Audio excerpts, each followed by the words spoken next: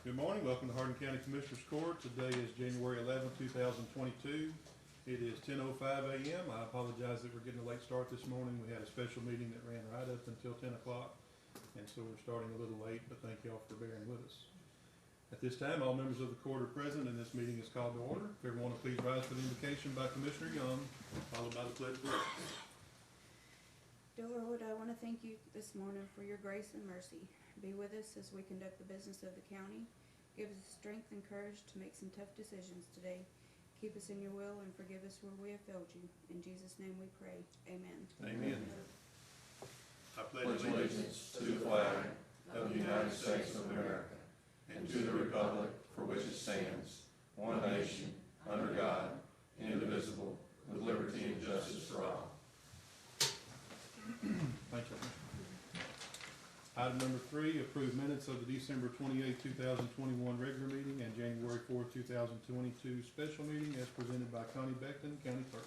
So moved. Second. That motion by Commissioner Roberts, second by Commissioner Young. Any discussion? All in favor? Aye. Any opposed?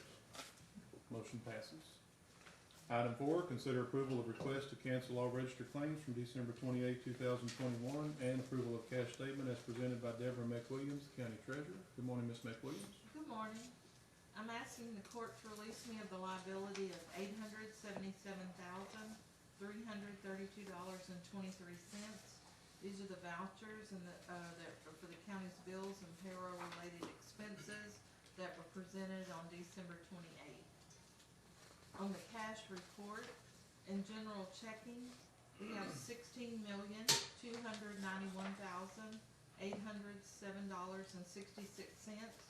In tax pool, $321.09, for a total in cash funds of $16,292,128.75. Moved. Second. That motion by Commissioner Roberts, seconded by Commissioner Young. Excuse me, Commissioner Young. Any discussion? All in favor? Aye. Any opposed? Motion Thank you. passes. Thank you, Ms. McWilliams. Item 5, authorization to pay county bills as presented by Angela Gore, County Auditor. Good morning, Ms. Gore. Good morning. The pre-approved expenditures for December the 29th through the 31st is $946,762.82. Pre-approved expenditures for January the 5th through January the 6th of 2022 are $131,762.25. Expenditures for Commissioners Court today is $138,760.43 for a total expenditures and transfers of $1,217,285.50. Gross payroll for December the 30th was $533,283.57, and the total transfers for that payroll is $656,522.96. Move to pay the bills. Second. Got a motion by Commissioner Cooper, seconded by Commissioner Roberts. Any discussion? All in favor? Aye. Any opposed? Motion passes. Thank you, Ms. Gore. Thank you. Item 6, consider and possibly approve request by Mr. Jimmy McKim, Chairman of the Hardin County Historical Commission, to appoint O.N.G. Vaughn Jr., Brenda Vaughn, and Julie McDaniel as members of the Hardin County Historical Commission. So moved. Second. Got a motion by Commissioner Kirkendall, seconded by Commissioner Cooper. Any discussion? All in favor? Aye. Any opposed? Motion passes. Item 7, and I don't see Mr. McKim, is he here? No. All right. Item 7, consider request by the county judge to recognize the appointments of Commissioner L.W. Nubbin Cooper Jr. as the primary voting member and Commissioner Alvin Roberts as the designated alternate member to the Jefferson Orange Hardin Regional Transportation Study Transportation Planning Committee for 2022-2023. Move to approve. Second. Motion by Commissioner Young, seconded by Commissioner Cooper. Both of these gentlemen already serve in this capacity, and this is just a reappointment, and I just want to thank Commissioner Cooper and Commissioner Roberts for continuing to represent Hardin County on this regional committee. Any other discussion? All in favor? Aye. Any opposed? Motion passes.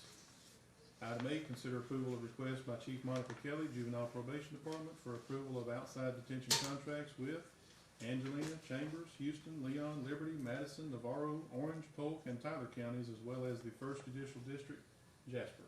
So moved. This is just a renewal, everything stays the same. Yes, I think we increased our rates last year, and the same rate applies this year. that's correct. Second. And that motion was made by Commissioner Cooper, seconded by Commissioner Roberts. Any discussion? All in favor? Aye. Any opposed? Motion passes. Thank you, Chief. Item 9, consider approval of request by Chief Kevin Cummings, Adult Probation Department, to trade in a 2019 Ford Expedition, VIN number ending in 1105, for the value of $49,000 toward the purchase of a 2021 Toyota RAV4 SUV from Silsby Ford in the amount of $26,868, utilizing the Goodbye Cooperative Purchasing Program. If approved, the difference in the amount of $22,132 will be transferred to adult probation budget, line item 805-331-105 other revenue. Ms. Ward, that 22,132, is that the correct amount? Yes. Okay. I knew there was an error in the beginning that you had caught, and I wanted to make sure we fixed it. So moved. Second. That motion by Commissioner Cooper, seconded by Commissioner Roberts. Any discussion? All in favor? Aye. Any opposed? Motion passes. Item number 10, consider and possibly approve the final plat and construction plans of Longleaf Section 1D, a subdivision of 48.62 acres of land, being a portion of a called 2,095 acre tract, Hardin County Clerk File Number 2016-66227 in the Hardin County Deed Records, being situated in the Eduardo Areola League Abstract Number 1, Hardin County, Texas. This phase of the subdivision will consist of 75 lots, 2 reserves, 6 blocks, and is located south of FM 421 in Lumberton, Hardin County, in Precinct 3, within the ETJ of Beaumont, Jefferson County, Texas. Additionally, Section 1A of the subdivision is located wholly within the city of Lumberton, Hardin County, Texas. Lumberton has approved the same for Section 1A previously. I think that happened about 7 weeks ago. This final plat and construction plans meet all county subdivision regulations, as well as the proposed development agreement. This is a request to put on the agenda by Alex Parker, floodplain administrator. Mr. Parker, would you come on up? Just for everybody's knowledge who's here regarding this item, normally we have a letter from the engineer, the commissioner whose precinct the subdivision or proposed subdivision is in, speaks about it, and we move on down the road. This has been a very contentious subdivision. I think Mr. Stroh will agree to that. Several citizens that live in and around this community or this area have voiced opposition to this, so we've handled things a little differently on this, and that's why I'm calling Mr. Parker up. Mr. Parker, it states in this agenda line item that all county subdivision division regulations have been followed. I'm just asking you to put it on the record for the court and all the citizens watching. Is that a true statement? They've been followed and exceeded. Okay, and I know that you and Commissioner Young have worked on this developer agreement. That's listed here as well, and this meets that developer agreement as well, the plat and construction drawings. Yes, sir. Anything else you want to say? No, sir. Any questions for Mr. Parker from the members of the court? Thank you very much, Mr. Parker. I think Mr. Mendoza, I saw him walk in with LJA Engineering. We have your letter, Mr. Mendoza, but again, I'm gonna put you on the spot and ask you to come up and just ask you if you agree that the plat and the construction drawings meet the subdivision regulations of Hardin County, and I would like you to specifically state, because this has been our big issue for 3 years since we started talking about this, about drainage. Yes, Judge. In fact, they not only just meet the requirements of Hardin County, but they've also exceeded. In addition, the drainage actually exceeded the requirements as well. I have a question. Sure, Commissioner Kirkendall. Will this subdivision put more water on the downstream residents, yes or no? No. In fact, it actually reduces the amount of water that's coming out from the pre-existing into the proposed. How is that? By use of detention ponds and slowing down the outflow. So, and you're just talking about any rainwater that falls in this area that we're looking at here today? Any rainfall that falls in that area, they're gonna hold that and keep it from going downstream longer? Is that what, Yes. is that not making a true statement there? That's correct. All right. Any other questions from any member of the court for Mr. Mendoza? Thank you, Manuel. At this time, Commissioner Young, this is in precinct 3, so I'm gonna turn the floor over to you and we'll go from there. We have had a lot of discussion, and this has been a very tough decision for all of us, I believe. In the Texas Local Government Code, section 232.002, it clearly states what our options are. And it states that commissioners must approve a plat if they meet our regulations. And we have worked with this developer who has actually agreed to go above and beyond our regulations. It's in their drainage plan, it's in the plat, and we also have worked with them with a developer's agreement that goes even above and beyond that. That's all I have to say. Thank you, Commissioner. Any other member of the court would like to speak? I see some citizens here who have spoken against this in the past at public forums. Does anybody have anything they'd like to say while we're on the record here during this meeting? Yes, sir. Come on up, Mr. Phil. If you would, state your name for the record, and we'd like to keep any comments under 3 minutes, please. Thank you, Judge. Yes, sir. My name is James Philp. I live at 7866 Walnut Drive in Pecan Park. I am against this. I understand that when there's regulations that the county is bound by the regulations once they're met by whatever the benchmarks are. I would ask that maybe in the future that maybe review some of those things. I appreciate the Commissioner Kirkendall's comment about whether or not it's going to put water on our citizens in the south. We don't want a drop of water, as you know, all of you. If it meets the requirements, I'm very knowledgeable about what's going to happen. But I do want to be on the record as, the lone voice right now being against it. I'm not against the development. The county needs the money. I'm very aware of that. We just have a value conflict. And the value conflict is we don't want to be flooded again. We believe that we may be flooded again because when you say that you're going to hold stuff in a retention pond, but it doesn't happen that way because the valve is open and rusted open and stays open, that becomes a problem for me. So I really hope that the requirements that they have met are going to continue to be met for the life of the project and anything else that happens. So I appreciate the difficult decision that you have before you, and thank you for your time. Thank you, Mr. Phil. Can I say anything? Sure, absolutely. Just to comment on a few of those comments this is in our stormwater area, and in the last couple of years TCEQ has required any development in a stormwater area to file with the county clerk's office paperwork showing who's going to maintain this. And so TCEQ is actually over this for this area because it is in our stormwater area. So anytime that there would be a problem with the detention pond, as far as, we do have some issues with some others that I've heard in different areas of that location. But with this specific location of this detention ponds, and it would be under the review of TCEQ. I think that we're all on board that none of us want another drop of water. It's just that we have a lot of things to work on with drainage in that area from the city and from other parts of the precinct and from other precincts, and it's going to take some time and a lot of money, but I don't think for any of us revenue from this location is a factor in our decision. That's it. Thank you, Commissioner. Anyone else? Any member of the court have anything else they want to say, or any member of the gallery here today? If not, I'll entertain a motion on item number 10.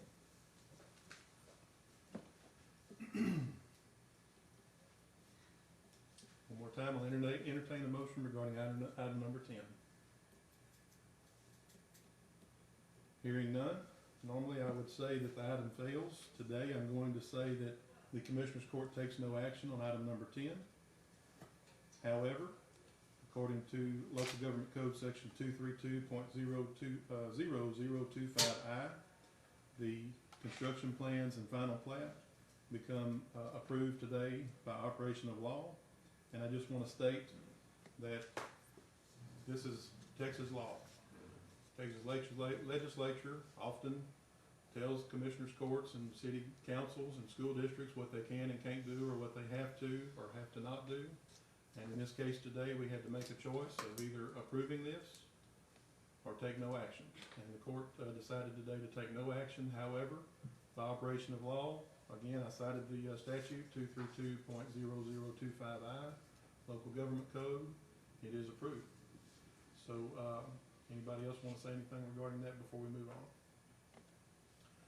Mr. Stroh is here representing the developer. Mr. Stroh, the next item on the agenda is consider and possibly authorize the county judge to execute a development agreement with Brampton Essential LP and BE Development Incorporated, presented by Matthew Minnick, County Attorney, concerning the Longleaf Subdivision Development Project on FM 421 in Lumberton.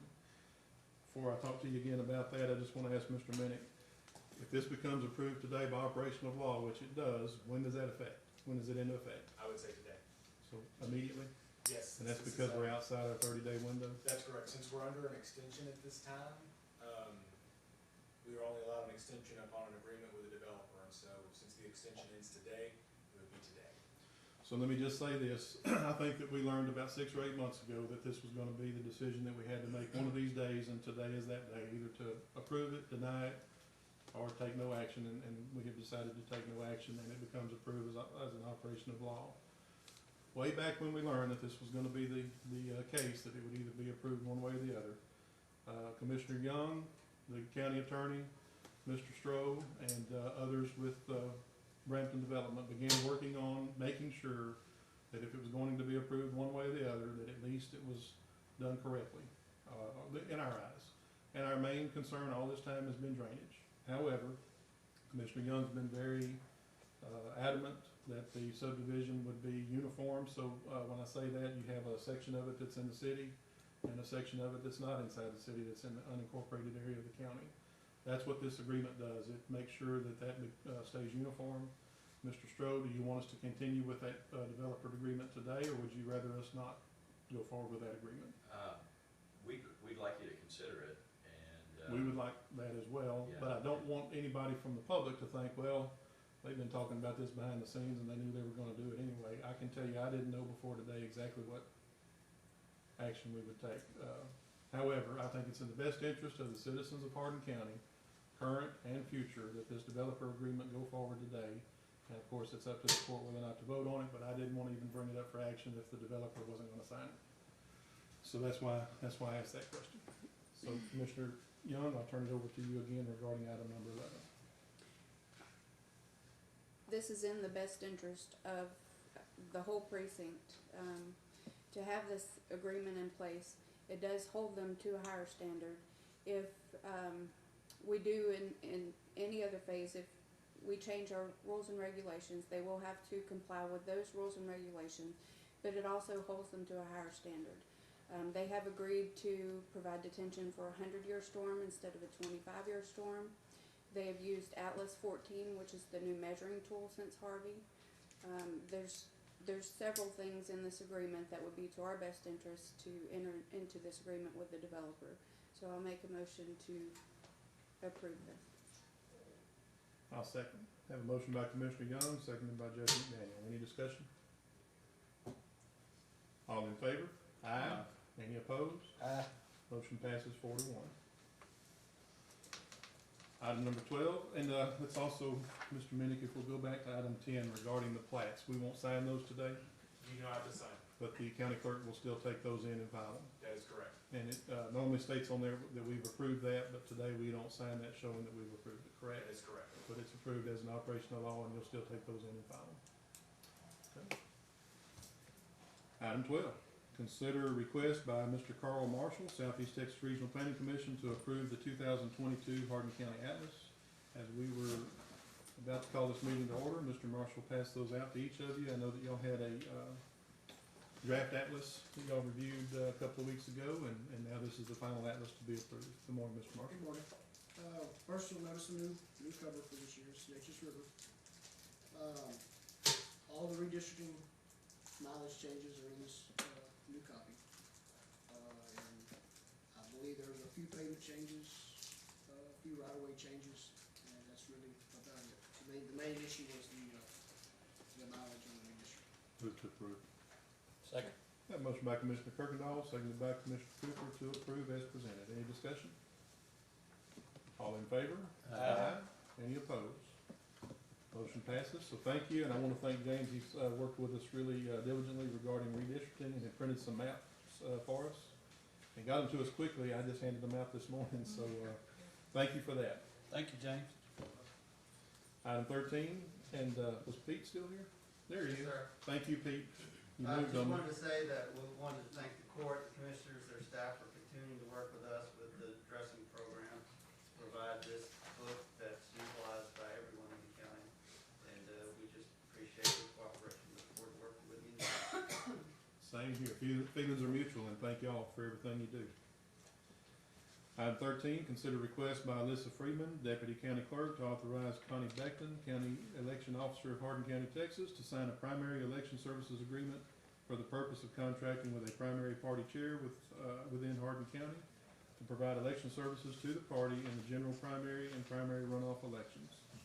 Ms. Freeman, I think this is something new for us, and I think, if I'm not mistaken, you told me that this would help to ensure that the parties are able to have access to some grant funds or what have you through the Secretary of State in order to pay for these elections. And it also outlines what the county will do for them and what their responsibilities are through the primary elections, is that right? Yes. All right, and you and Mr. Minnick worked on this together? Yes. And Mr. Minnick recommends that we should move forward with that, is that correct? That is correct. Thank you. Mr. Bird. Second. Have a motion by Commissioner Young, seconded by Commissioner Cooper. Any discussion? All in favor? Aye. Any opposed? Motion passes. Item 14, consider request by Alyssa Freeman, Deputy County Clerk, to authorize the county judge to sign notice of general primary Republican Party election to be held on March 1st, 2022, and the notice of general primary Democratic Party election to be held on March 1st, 2022. Judge, before we take action Yes, sir. on precinct 11, Cheryl, you remember how many voters we've added to that? It's quite a bit, wasn't it? I don't remember off the top of my head, I was trying to remember. I don't know. It's a lot. I would like to move it from Wiley May Pentecostal Church to Genesis Baptist, because I don't think Wiley May has the parking lot to accommodate the number of vehicles, and so that's a change that I'd like to make. I've talked with representatives of Genesis Baptist, and they're willing to host it, and so I would like to be able to do that just for the safety and ingress and egress. Genesis has a much larger parking lot, and their facilities are accessible just like Wiley May, so I would like to. What about charge? There's no charge. It's free. Is that something we can just amend on the fly here today, or do we need to table this and come back? Are we at a deadline? Well, there's not a technical deadline. Sorry. There's not a technical deadline for it. However, I do know that the parties have already ordered supplies and ballots, and our equipment will still say Wiley May because that order's already been placed. And I'm not sure that we can, change it as of right now. Can we table it and find out? And if we need to have a special session, Yes, sir. then we can. If not, then I'm really, that parking lot is very, very small, and it would not hardly accommodate what we had, and we've probably doubled the number of voters inside that precinct on this redistricting, so. We can. The main reason is, of course, they've already ordered, but on any equipment or reports that come afterwards, it'll state Wiley May. So We don't have time to change them. possibly, I'm not sure if Hardin or Civic, who we go through and they go through as well, I'm not sure if they've already placed that order and approved it. So I would have to contact them. If we to could do discuss that, and it. if you could let me know, I'd appreciate it. Sure. All right. So I'd like to, if it's not, Commissioner Young, would you like to rescind your motion? Yes. Or did you make a motion on that, or is that the last item? There's no motion, I'm sorry, go ahead, Commissioner. well, I was gonna say, can we table it? Sure. Till we. Have a motion by Commissioner Kirkendall to table Second. item number 14, seconded by Commissioner Cooper. And, just make sure to work with both of the party chairs, and if we need to have a special meeting between now and the next regular meeting to get this done, just let us know when we do it. Any other discussion? Well, the only thing that I just like for the record, we didn't have a lot of time because of, our attorney putting us, you know, due to the feds not giving them the information, everything was pushed back. And so just for the record, that's why it's coming up today. And you're talking about the attorney that handled the redistricting. That handled the redistricting. They didn't want math with. Yeah, it's not math. We're not talking about No, so, but I am concerned that it's gonna be a very frustrating process due to the size of the parking lot. It could actually turn voters away. All in favor of the motion to table? Aye. Any opposed? Item 14 is tabled. And Alyssa, if you just also, the parties in the past have always had a joint election, but they're not doing that anymore. Can you just kind of explain what that means? Will they have separate? How does that work if they're not gonna do a joint election? Essentially, their equipment and their locations are joint because we as a county don't have enough for them to have a separate. But when it comes to the paperwork, the reporting, the ballots, all of that is separated. Okay. All right. Thank you. Appreciate that. Anything else on 14? If not, we'll move to item 15, discussion only of any item not on the agenda without taking any action. Commissioner Kirkendall, I think you had somebody you wanted to, or had asked to come up and Yes. speak during this. Absolutely. We have Janice Holt with us today. Janice lives in our precinct. She's also running for House District 18. And she requested me to invite her up, so we did. So thank you very much for being here. Thank you, Judge, Commissioners. I'm glad to be here this morning. I know all of you, and I'm honored to be able to publicly announce to you that I am running for State Representative, House District 18. If I can just pass that one out to each of the Commissioners. And I just wanted to let you know that when I'm in Austin, I will be pleased to be able to work with each of you. It's interesting to sit in on commissioner meetings and to see the actions that are going on here locally in Hardin County. It's our home, and I look forward to representing you in Austin in the future. So thank you for the time. Appreciate it very much. Thank you, Janice.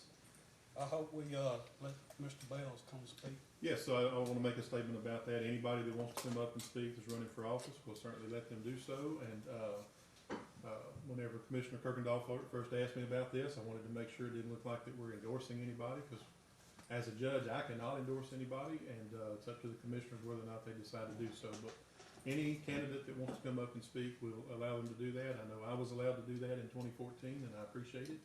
And so, yes, anybody else that wants to, we'll give them the same opportunity. Any other discussion items? Any member of the court? Any official present in the audience have anything they want to say? Anything, Ms. Cook? Okay. I just wanted to make sure. I didn't want to adjourn before you got a chance to talk if you wanted to. Well, the sheriff is, He's behind you, and he's watching. He did not give me permission to Okay. sign All right. Item 16. Move to adjourn. Second. Motion by Commissioner Cooper, seconded by Commissioner Young. All in favor? Aye. We are adjourned. Thank y'all. Y'all have a good week.